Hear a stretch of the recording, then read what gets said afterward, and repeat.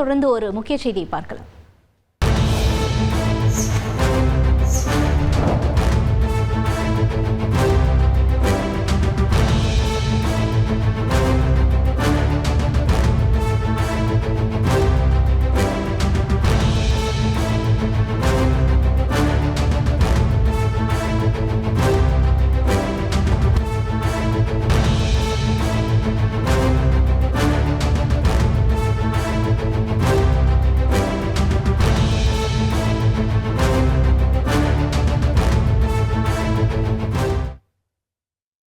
கள்ளழகர் ஆற்றில் இறங்கும் வைபவம் மே 12ஆம் தேதி நடைபெற இருப்பதால் மே 12 அன்று மதுரைக்கு உள்ளூர் விடுமுறை விடுக்கப்பட்டிருக்கிறது. மாவட்ட ஆட்சியர் அறிவித்திருக்கிறார். முக்கிய செய்தியாக பார்த்தோம்.